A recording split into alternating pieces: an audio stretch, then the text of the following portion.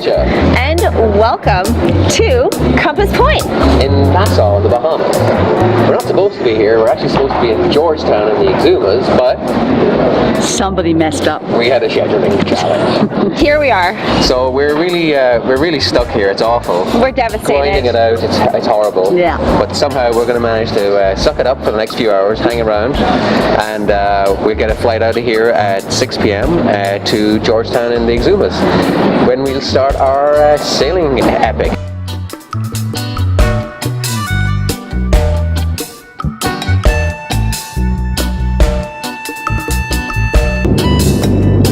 Doesn't get much better than that. We are here. We are unloading bags, cars. Where are we? We're in somewhere in the Bahamas, in the Exumas. We are on Baratari, they call it. but it's Looks like it should be Baratari. But it's Baratari. whatever.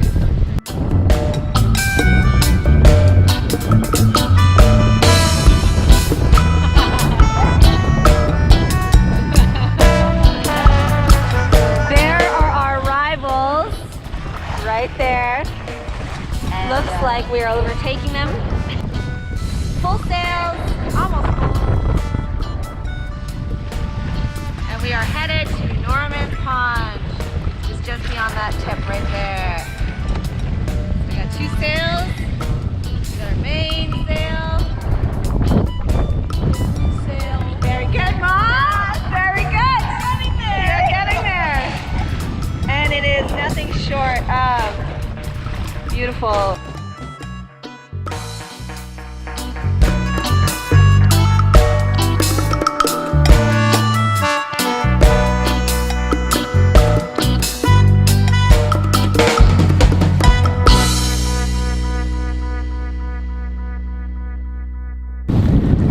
Cheers. Cheers. We're roughing it here, something awful.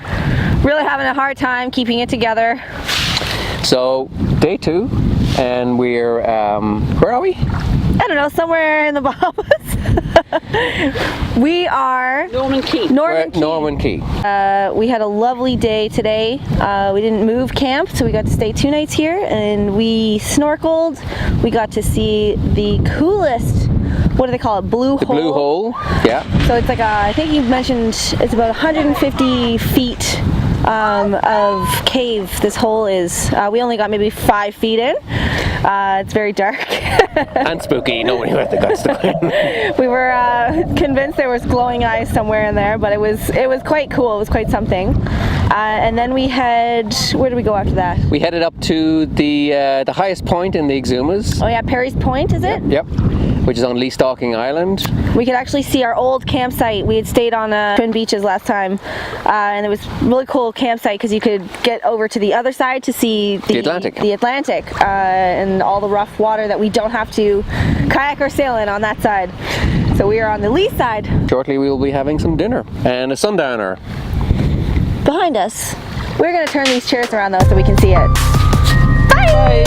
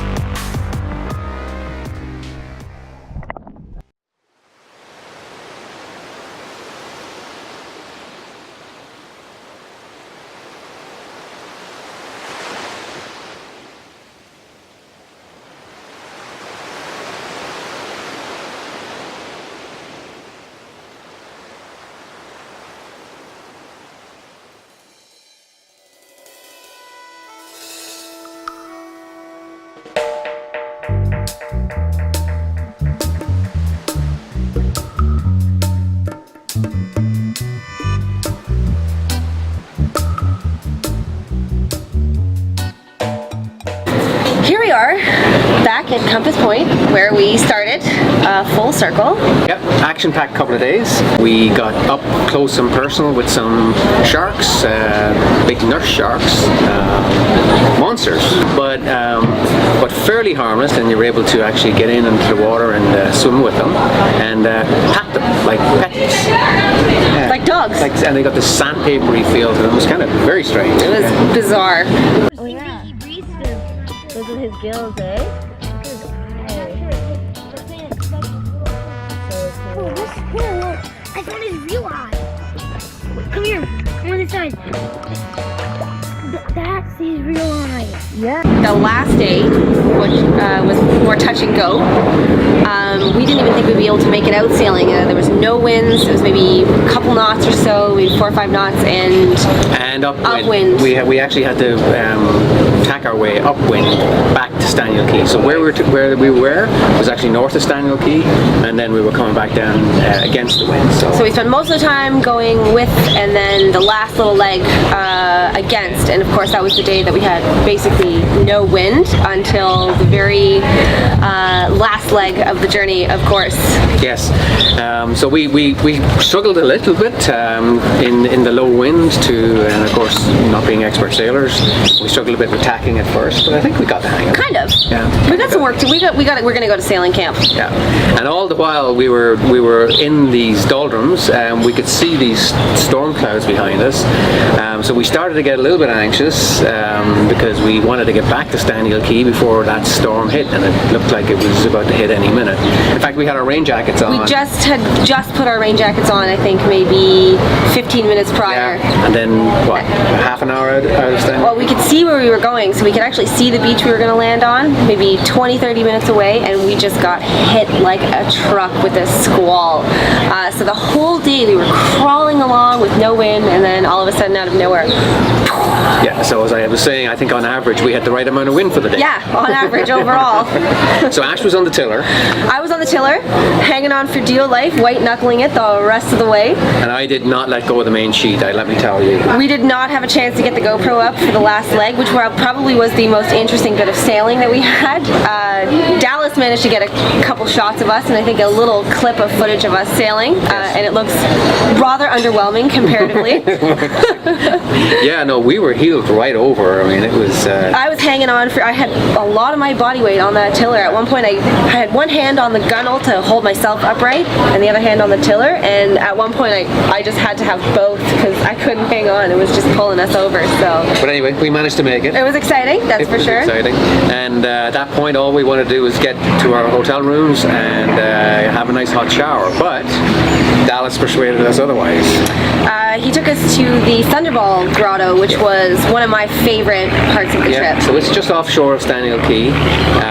You'd never, if you didn't know where it was, you'd never see it. You would never know. There's no obvious entrance, and it's incredible. This tiny crack, this big, that you've got to squeeze through. Got to navigate through. Yeah, a little bit unnerving, but you get through it, and then on the inside.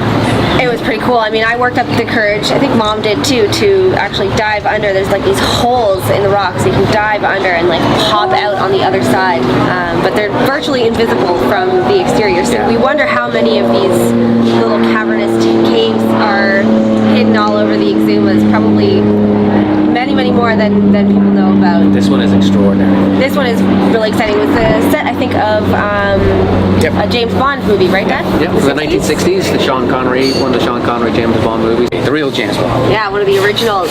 And but it's been used, I think, in a lot of movies since. Not surprising. It looks like a movie set. It looks like someone went in there and built that thing. Yeah, it's just incredible. It's unbelievable. It's just a natural formation. And great for fish life too. Yeah, they're not allowed to fish in some areas in the Exumas, and this is one of those areas, so the fish are everywhere. Yeah, incredible snorkeling. Yeah. Oh my god, it's gorgeous. This one's coming. It's coming.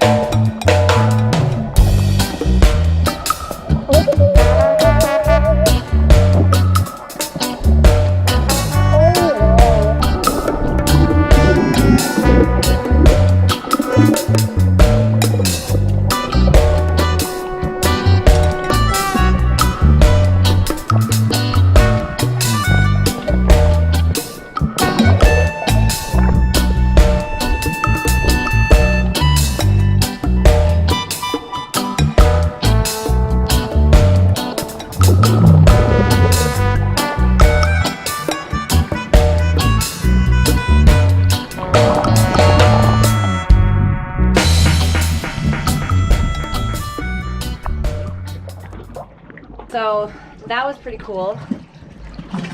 This very intricate maze you have to pass through. And it's tricky because these limestone rocks are very sharp. So when you're navigating around them, you have to go slow and just make sure you know where you're going. You also have to make sure that your group doesn't all leave without you. Found them.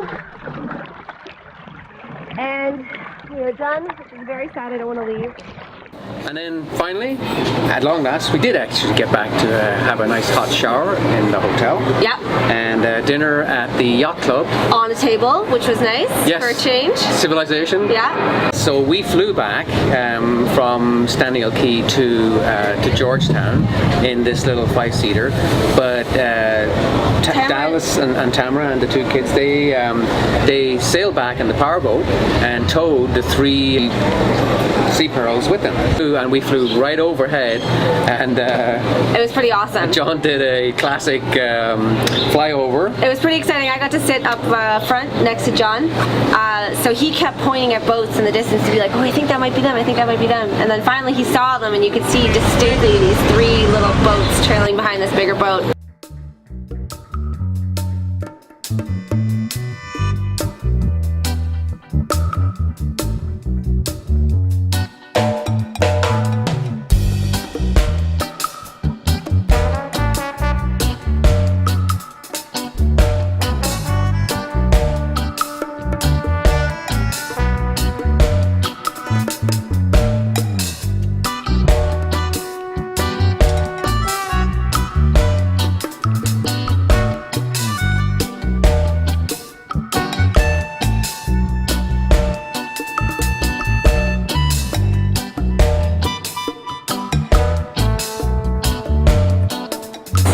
What else did you see? We saw actually quite a few other animals on this trip. Of course, the iguanas. The iguanas were cool. They're yes. main attraction here as well. It seems to be very popular. Yeah, there's an island, a particular island that's full of them called Leaf Island, of course. Not Iguana Island. No, Leaf Island. It'd be too easy. But yeah, we got right up, and now they will bite. It's like Dallas mentioned about the lady on another trip. She had green toenail polish on, and he said that they sometimes will feed them grapes, and I guess I thought that her toes were grapes. They're going for her toes. It's so funny. But again, they were very strange. It felt like you were staring into millions of years of evolution. Yeah. Very funny walk. Like I know. This odd floppy walk. Very funny. And these are land iguana. Even though they're right on the shore, they actually they don't like the water. They visibly do not like. The water would come up to them and be like, ew. Yeah, like a cat or something. So very definitely land iguana. Yeah. What else did we see? Oh, that osprey. We saw quite a few ospreys, but we had one lovely sighting of this osprey carrying a fish almost the size of him past our sailboats. Yeah. What else did we see? Of course, with the Tamara and two boys, Emmett and Joss, they found like every snake and spider within like a mile radius of every campsite. Including Joss catching one with his own hands. Yeah, he caught a rather large snake, some sort of constrictor, but it was not a small snake. Nope. It was definitely a kind of constrictor. I put my hand around his belly and he started to coil around. How he caught it, I don't know, just fast reaction. Yeah. What else? Oh, stingrays, like hundreds of stingrays. We saw one really big one, like almost the size of like a dinner table. They get really big and he was like all scarred up, so they're beautiful. Stingrays. Sea turtles? Sea turtles? Sea turtles. Yep.